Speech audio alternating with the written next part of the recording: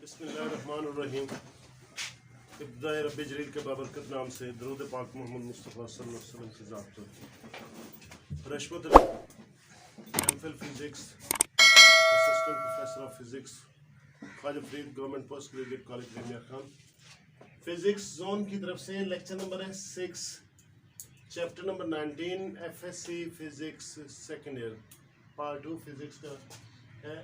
आज हमारे पास दो आर्टिकल हैं, पे प्रोडक्शन और इसके साथ एनालिसिस ऑफ मैटर।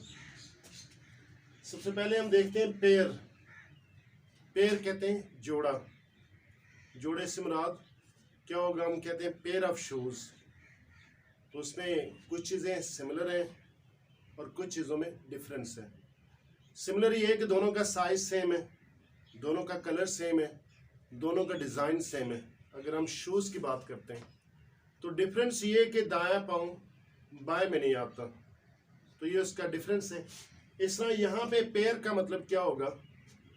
आप कह लें कि दो पार्टिकल हैं जिनका मास सेम हो, चार्ज सेम हो, और डिफरेंस क्या होगा? चार्ज की नेचर डिफरेंट हो, उसको हम कहेंगे पेयर। तो पेयर प्रोडक्शन का मतलब है पेयर पैदा किया जा रहा है। वो कैसे किया जा रहा है? इससे पहले दो फिनोमेना हमने पढ़े, interaction of electromagnetic radiation with matter. उसमें पहला था फोटोइलेक्ट्रिक इफेक्ट, फिर था कॉम्पटन इफेक्ट। तो फोटोइलेक्ट्रिक की रेंज क्या है? अगर लाइट जिनकी वेवलेंथ रेंज अल्ट्रावायलेट, विजिबल और इंफ्रारेड की रेंज में हो, वो प्रोड्यूस करते हैं फोटोइलेक्ट्रिक इफेक्ट। लेकिन जिनकी वेवलेंथ उससे ज़्यादा होगी, मसलन हम कहते हैं इलेक्ट्रोमैग्नेटिक स्पेक्ट्रम में एक्सरेज की रेंज में होगी, अगर वो मैटर से इंटरेक्ट करते हैं तो उससे रिजल्ट में जो प्रोड्यूस होता है वो है कॉम्पटन इफेक्ट। लेकिन अगर इससे ज़्यादा एनर्जी होगी तो फिर प्रोड्यूस होता है पेयर प्रोडक्शन। तो इलेक्ट्रोमैग्नेटिक स्पेक्ट्रम में टॉप मोस्ट पे एनर्जी के लिहाज से वो हमारे पास है गैमा रेज, उसके बाद है एक्स रेज, फिर उसके बाद है अल्ट्रावायलेट, फिर उसके बाद है विजिबल, फिर उसके बाद है इंफ्रारेड, और फाइनली क्या है? रेडियो वेव्स हैं। तो लिहाजा हम तीसरे दर्जे पे पहुंच गए एनर्जी के लिहाज से, सबसे ज़्यादा एनर्जी। तो हम इसको डिफाइन कर सकते हैं कि जब कोई high energy gamma ray photon, इसकी बहुत ज़्यादा एनर्जी है, जैसे कि हमने स्पेक्ट्रम में देखा, विजिबल की तो रेंज ही मामूली सी है जिसमें हम दुनिया के सारे रंग देखते हैं, जबकि गैमा रेज का बहुत बड़ा स्पेक्ट्रम है, उसमें मुख्तलिफ किस्म की एनर्जी फोटॉन्स मौजूद हैं। तो उनमें से कोई एक फोटॉन जब मैटर से इंटरेक्ट करता है तो उससे प्रोड्यूस होता है पेयर प्रोडक्शन। ये तो एक रस्मी सी डेफिनेशन है। तो एक्चुअल डेफिनेशन क्या है? When gamma ray photon interacts with matter in presence of electric field, ये ज़रूरी है, इलेक्ट्रिक फील्ड के बाद बगैर ये नहीं होता। और दूसरा इसमें जो ज़रूरी कंडीशन है, in the vicinity of high heavy nucleus, vicinity है करीब तरीन रीजन में, अगर वो है तो हैवी न्यूक्लियस, उस सूरत में क्या हो गया? An electron positron pair is produced. तो ये हम देखते हैं, ये एक हैवी न्यूक्लियस है, यहाँ पे गैमा रे फोटॉन है, ये जो शेप बनाई हुई बेसिकली फोटॉन की रिप्रेजेंटेशन है। तो यहाँ से गुजर के जब दूसरी तरफ देखते हैं तो एक इलेक्ट्रॉन और एक पॉजिट्रॉन, और ये एरोस शो किए में बेसिकली ये मोशन है उनकी, उन इलेक्ट्रॉन पॉजिट्रॉन पेयर की। तो अपोजिट मूव करेंगे तो ये प्रोसेस हो पाएगा। अब यहाँ पे मुख्तलिफ किस्म के सवालात जहन में आ सकते हैं। तो सबसे पहली बात तो कोई भी रिएक्शन ये किस्म का रिएक्शन है, रिएक्शन जब भी कोई होता है तो लॉज ऑफ कंजर्वेशन जो कि फिजिक्स में 4 है, इनको हम फंडामेंटल लॉज ऑफ फिजिक्स कहते हैं। ये चारों लॉज का एप्लीकेबल होना ज़रूरी है। अगर कोई भी लॉ वायलेट करता है वो रिएक्शन मुमकिन ही नहीं हो सकता। तो पहला law of conservation of mass, law of conservation of energy, momentum and charge. अब यहाँ पे एक चीज़ इसमें वजाहत करते चलें, आइंस्टाइन की इक्वेशन E = mc स्क्वायर के मुताबिक एनर्जी और मोमेंट मास दोनों इंटरकन्वर्टेबल है। तो दूसरे लफ्ज़ों में हम ये कह सकते हैं कि एनर्जी और मास दोनों एक ही शक्ल, एक ही चीज़ की दो शक्लें, एक एनर्जी में और दूसरा मैस में, बल्कि हम यूं कह सकते हैं mass is most concentrated part of energy, form of energy, यानी एनर्जी की जो कंसंट्रेटेड फॉर्म है वो है मैस। अगर हमारी मटेरियल बॉडी है तो बेसिकली हम भी एनर्जी की शक्ल में, तो कुछ एनर्जी वो एनर्जी की शक्ल में यानी मैस के फॉर्म में नहीं है, कुछ मटेरियल की फॉर्म में, तो मैस भी एक किस्म की एनर्जी को। बाकी बचे 3 लॉज, अगर दोनों लॉज यकजा हो गए, law of conservation of energy और मैस दोनों एक ही शक्ल, एक ही चीज के 2 नाम है, तो 3 लॉज लाजमी एप्लीकेबल होने चाहिए। हम कहते हैं law of conservation of energy, law of conservation of momentum और law of conservation of charge. सबसे पहले अगर हम चार्ज को देखें तो गैमा रे फोटॉन, मैंने जैसे कि हमने पहले इसके बारे में जान चुके हैं, इसका मैस नहीं है और इसका चार्ज भी नहीं है। मैस कौन सा नहीं है? रेस्ट मैस नहीं है। जब ये मोशन में होता है तो आइंस्टाइन की थ्योरी ऑफ रिलेटिविटी के मुताबिक इसका मैस डेवलप हो जाता है, क्योंकि वो हमारे ALP में वो शामिल ही नहीं था, हमने उसको पढ़ा ही नहीं है। तो इसका मैस जब मोशन में हो तब हो सकता है, लेकिन रेस्ट मैस इसका 0 है। अच्छा, इसका चार्ज भी नहीं है, तो इधर चार्ज नहीं है तो इधर से चार्ज नहीं होना चाहिए। अब यहाँ पे ये नेगेटिव इलेक्ट्रॉन है और ये पॉजिटिव पॉजिट्रॉन है, तो दोनों का चार्ज इक्वल होगा, तो एक दूसरे को कंजर्व कर लेगा, डिस्ट्रॉय कर लेगा या शक्ल में बदल लेगा। तो ये तो लॉ हम समझते हैं एप्लीकेबल है। चार्ज शुरू में नहीं है, चार्ज एंड में नहीं है, रिएक्शन से पहले नहीं है, रिएक्शन के बाद में नहीं है। दूसरा इसमें हम देखते हैं कि मोमेंटम, और यहाँ पे एक पार्टिकल आ रहा है, उसका सर्टेन मोमेंटम है, तो ये ऐसा लगता है कि शायद इसमें से वो इससे टकराया और टकराने के बाद यहाँ से ये 2 चीज़ें प्रोड्यूस हुई। और ऐसा भी लगता है, क्वेश्चन मैंने कहा था बहुत सारे क्वेश्चन हो सकते हैं कि ये जो पार्टिकल है इस न्यूक्लियस के अंदर से निकले हो, लेकिन ऐसा नहीं है। ये nucleus just law of conservation of momentum, यानी मोमेंटम को कंजर्व करने के लिए इसका मोमेंटम और इसका रिकॉइल एनर्जी जो एब्जॉर्ब हो जाती है, तो यहाँ पे भी मोमेंटम कंजर्व है। पहले भी जितना मोमेंटम होगा बाद में भी उतना ही मोमेंटम होगा। ये पार्टिकल अपोजिट डायरेक्शन मूव कर रहे हैं, इनका मोमेंटम, इसकी वेलोसिटी इधर, मोमेंटम इधर, इसकी वेलोसिटी इधर, मोमेंटम इधर, दोनों का मैस सेम है, वेलोसिटी भी सेम होगी, तो लिहाजा इनका बाद में मोमेंटम कंजर्व होगा। चार्ज भी कंजर्व हो गया, मोमेंटम भी, और एनर्जी हम कहते हैं ये जस्ट एनर्जी थी, उससे मैस क्रिएट हो गया। Heavy nucleus used to conserve the energy and momentum, किस लिए इस्तेमाल की गई? अगर हैवी न्यूक्लियस नहीं होगी तो ये रिएक्शन भी नहीं होगा। ये सिर्फ एनर्जी और मैस को कंजर्व, ना इसका मैस इस्तेमाल किया गया, ना इसका चार्ज इस्तेमाल किया गया, और ना ही इसकी एनर्जी इस्तेमाल की गई। जस्ट उसी का एनर्जी और मोमेंटम दोनों को कंजर्व करने के लिए हैवी न्यूक्लियस की जरूरत पड़ी, और ये होगा in the vicinity of high electric field. अब एक इलेक्ट्रिक फील्ड हम एक्सटर्नली अप्लाई करें तो ये हम जानते हैं न्यूक्लियस कोई भी उस पर पॉजिटिव चार्ज होता है, प्रोटॉन्स होते हैं, तो उस पर पॉजिटिव चार्ज। हैवी न्यूक्लियस का मतलब बहुत ज़्यादा प्रोटॉन होंगे और उसकी फील्ड भी हैवी होगी, तो यहाँ पे इलेक्ट्रिक फील्ड पॉजिटिव चार्ज की वजह से अवेलेबल होगी। अगर ये पॉजिटिव चार्ज नहीं पूरा एटम हो तब क्या होगा? ये रिएक्शन मुमकिन नहीं होगा। तो लिहाजा अकॉर्डिंग टू दिस फिनोमेना हम देखते हैं energy is converted into matter. ये एनर्जी थी, उससे मैस बन गया, मैटर बन गया। In accordance to with E is equal to mc square, this is also called the materialization of energy। इस प्रोसेस का दूसरा नाम क्या है? पेयर प्रोडक्शन का दूसरा नाम क्या है? मटीरियलाइजेशन ऑफ एनर्जी, यानी मटीरियल बन गया। हम अमूमन जानते हैं फोटोसिंथेसिस से लाइट पड़ती है, रिएक्शन होता है, और उससे हम देखते हैं मुख्तलिफ फ्रूट्स बन रहे हैं। तो वो बेसिकली वो भी एक फॉर्म है, प्रैक्टिकल फॉर्म है कि लाइट कन्वर्ट होगी एनर्जी में, फ्रूट्स में या किसी चीज़ में। तो ये उसकी दूसरी एग्जांपल है फिजिक्स के लिहाज से कि एनर्जी को मैटर में कन्वर्ट किया जा सकता है। क्या मैटर को भी एनर्जी में कन्वर्ट किया जा सकता है कि नहीं? अभी हम उसको उस पर गौर नहीं कर रहे हैं। यानी मैटर से वही इस तरह की एनर्जी मिल जाए, मैस ख़त्म हो जाए, एनर्जी मिल जाए। तो लिहाजा ये है मटीरियलाइजेशन ऑफ एनर्जी। अगर सपोज कर लें इसके लिहाज से हम देखें तो कितनी एनर्जी इधर दरकार होगी। इसकी एनर्जी है HF, Planck's constant, Planck's Max Planck के फार्मूले के तहत, और इसकी एनर्जी में देखना है कितनी एनर्जी होनी चाहिए ताकि ये रिएक्शन मुमकिन हो। तो इसका रेस्ट मैस है m0।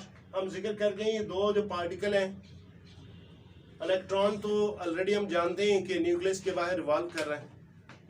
हम तो प्रोटॉन जानते हैं, न्यूट्रॉन जानते हैं, पॉजिट्रॉन का जिक्र ही नहीं है। पॉजिट्रॉन के लिए हमने इसको अलहदा से एक छोटा सा टॉपिक दिया है। पॉजिट्रॉन बेसिकली एक एंटी इलेक्ट्रॉन है, इसका एंटी पार्टिकल है। इसको हम फर्दर डिटेल में देखते हैं। तो बेसिकली अब ये हम देख रहे हैं कि इलेक्ट्रॉन और प्रोटॉन का मैस सेम, चार्ज सेम है, लेकिन नेचर ऑपोजिट है। अगर इस पे नेगेटिव तो उसका पॉजिटिव, अगर इस तरह इस पे पॉजिटिव होता है तो इस पे नेगेटिव हो जाता है। तो मैस चूंकि दोनों का सेम है, इसलिए इनका दोनों की रेस्ट मैस एनर्जी इतनी होगी m0c² के मुताबिक। और ये एनर्जी हमने कैलकुलेट की है, कितनी होगी 0.51 million electron volt, million electron volt.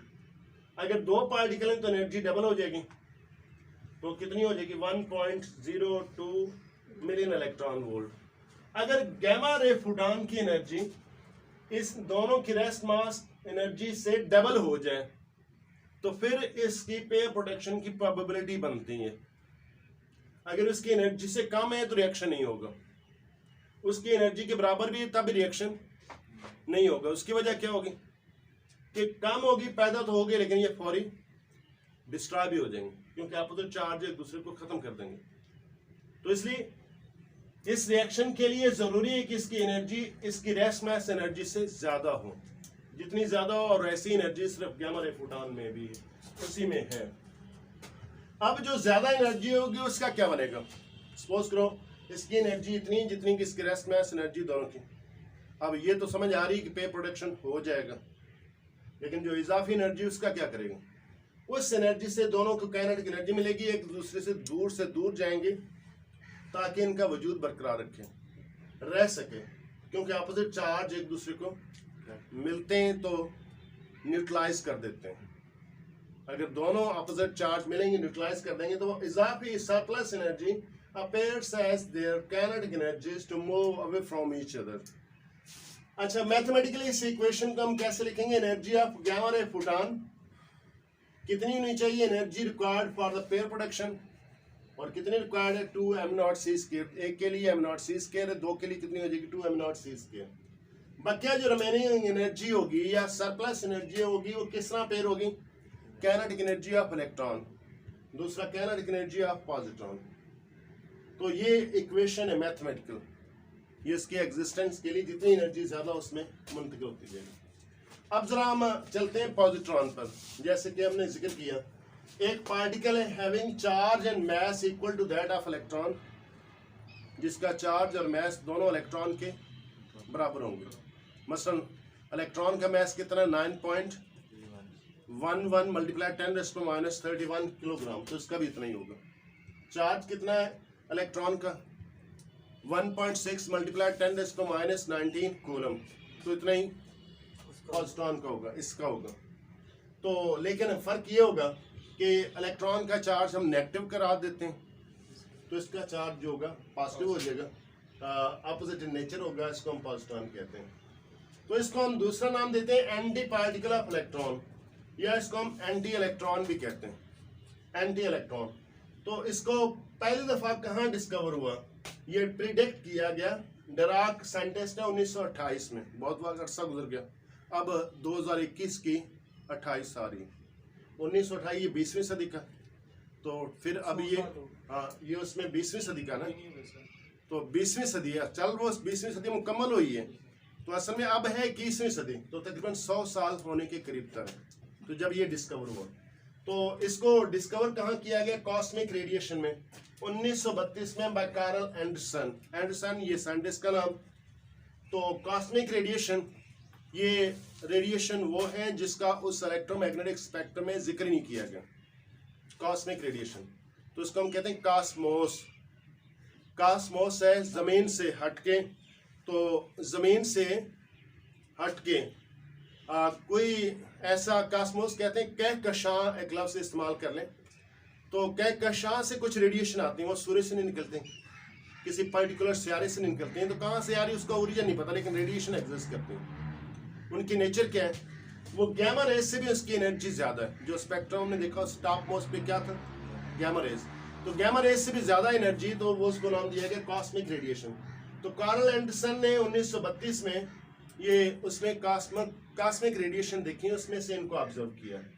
तो इसका मतलब ये है कि इधर प्रिडिक्ट की गई, इधर डिस्कवर की गई। अब सिलसिला क्या है, ये सिर्फ एंटी इलेक्ट्रॉन नहीं, तमाम पार्टिकल के एंटी पार्टिकल्स अवेलेबल हैं। प्रोटॉन का एंटी प्रोटॉन भी मौजूद है। इस तरह तमाम जितने भी पार्टिकल हो सकते हैं, हमने अभी ये बेसिक देख रहे हैं। फर्दर न्यूक्लियर फिजिक्स है जो डायरेक्टली हम उनके अंदर पार्टिकल कितने देखते हैं, वो तकरीबन 200 से मोर देन 200 पार्टिकल्स अवेलेबल हैं और हर पार्टिकल का एंटी पार्टिकल मौजूद है। तो इन्होंने डिस्कवर किया। इस तरह प्रोटॉन का भी एंटी प्रोटॉन है जिसका मैस प्रोटॉन के मैस के बराबर होगा, चार्ज इतना ही होगा लेकिन अपोजिट होगा। प्रोटॉन पे चार्ज पॉजिटिव और इस पे चार्ज नेगेटिव है। तो हर पार्टिकल के लिए ऐसा है, लेकिन ये दोनों पार्टिकल जब आपस में मिलेंगे, मिलने का चांस बनेगा तो इनहेलेट करेंगे। इनहेलेट का मतलब है डिस्ट्रॉय करेंगे, अपना वजूद खत्म कर देंगे। जब वजूद खत्म होगा तो किस में अपेयर होगा, एज एनर्जी। तो वो इनहेलेशन वाला प्रोसेस फर्दर आगे। Proton and anti proton annihilation has also observed at Lawrence Berkeley Laboratory, वहाँ पे भी ऑब्जर्व किया गया। ये जो छोटा सा पैराग्राफ बताया पॉजिट्रॉन के हवाले से, ये बहुत इंपॉर्टेंट है एमसीक्यूज के हवाले से। कुछ एमसीक्यूज होते हैं डायरेक्ट इंफॉर्मेशन आपको पता हो, मसलन यहाँ पे बताया हुआ 1928 में, और किसने डिस्कवर किया, किसने उसके प्रोडक्ट किया, यहाँ से वैल्यू बताई हुई। तो इसमें ये चीज़ें उसमें एमसीक्यूज से रिलेटेड है, कुछ इसमें कुछ चेंज नहीं है, जस्ट उसकी इंफॉर्मेशन है जो कि आपने महफूज रखनी है। हम फर्दर चलते हैं। एनिहिलेशन ऑफ मैटर, ये छोटा सा एक आर्टिकल, ये दोनों आर्टिकल लॉन्ग क्वेश्चन के तौर पर कभी भी नहीं आए, ना पेयर प्रोडक्शन आया ना एनिहिलेशन आया। अलबत्ता एज ए शॉर्ट क्वेश्चन आ सकते हैं और इसमें से एमसीक्यूज बन सकते हैं, शॉर्ट क्वेश्चन बन सकते हैं, एमसीक्यूज बन सकते हैं। तो इस लिहाज से एनिहिलेशन क्या, एनिहिलेशन का लफ्जी मतलब है डिस्ट्रॉय। यहाँ से एनर्जी से आप अगर पेयर प्रोडक्शन हम देखते हैं तो एनर्जी से मैटर पैदा हो रहा है, इलेक्ट्रॉन और पॉजिट्रॉन पैदा हो रहे हैं, वो मैटर की किस्में। तो इनका उलट अगर हम देखें दोनों चार्ज, तो when electron come close to the positron this annihilate और डिस्ट्रॉय ईच अदर, वो एक दूसरे को ज़ाया कर देंगे। ज़ाया इसलिए हम कहते हैं कि वो ऐसी शक्ल में चले जाएंगे जिनको हम ऑब्जर्व नहीं कर पाएंगे। यानी पहले मैस है, मैटर है, रेस्ट में तो पता चल रहा है कि यहाँ पे पार्टिकल मौजूद है, लेकिन जब वो एनर्जी की शक्ल में चलेंगे तो हम नहीं उनको ऑब्जर्व कर सकेंगे। अच्छा, annihilate each other resulting into electromagnetic energy of gamma ray photons, इस रेंज में वो एनर्जी प्रोड्यूस करेंगे। The electron positron approaching to each other with kinetic energy collide resulting in the production of two gamma ray photons moving in opposite direction। ये इसके figure के जरिए हम देखते हैं, एक इलेक्ट्रॉन आ गया, दूसरा आ गया पॉजिट्रॉन। इलेक्ट्रॉन और पॉजिट्रॉन, ये दोनों एरोज जो दिखाए हुए हैं ये इसकी वेलोसिटी या काइनेटिक एनर्जी को दिखाया है। तो दोनों आके आपस में मिलेंगे तो मिलने से इनका वजूद खत्म हो जाएगा। और इस कंसेप्ट की बुनियाद पर बहुत सारे कार्टून बनाए हुए हैं कि एक चीज़ पहले है ही नहीं, वो आती और मटेरियल में बदल जाती। एक चीज़ पहले कोई है तो उसके बाद मिली, उसके बाद वो गायब होगी। यही कंसेप्ट कार्टून्स में बदला गया। तो लिहाजा मिले तो रिजल्ट में क्या है, दो गैमा रे फोटॉन्स हैं। और गैमा रे फोटॉन आप कहेंगे वो एक फोटॉन से दो पार्टिकल निकला है, तो एक दो से एक निकला, दो इधर इसके दो से दो निकले, हालांकि एक निकलना चाहिए। हमने बताया कि इसकी एनर्जी भी बहुत ज़्यादा रेंज में है और विजुअल रेंज की निस्बत इसका ज़्यादा स्पेक्ट्रम है, विड्थ ज़्यादा, तो इसमें मुख्तलिफ किस्म के फोटॉन हो सकते हैं। तो इसको मैथमेटिकली अगर देखा जाए तो kinetic energy of electron, kinetic energy of positron और फिर उसके साथ उनकी रेस्ट मास एनर्जी दोनों मिली तो वो कन्वर्ट होगी HF में। 2 इसलिए लगाया कि दो फोटॉन्स हैं, तो ये हम इसको कह सकते हैं कि रिवर्स प्रोसेस है। तो लिहाजा ये वो प्रोसेस है जिससे मैटर को एनर्जी में कन्वर्ट किया जाता है। और ये प्रोसेस हम आमतौर पे देखते हैं, लकड़ी का मन, एक गट्ठा जो ना वो जलाएं, वो तकरीबन मन का उसमें से राख कितने निकले, पाव के बराबर, तो बकिया लकड़ी का मैटर कहाँ गया, वो लाइट में और हीट में कन्वर्ट हो गया। और लाइट और हीट ऐसी चीज़ है जो मटेरियल नहीं है बल्कि एनर्जी है।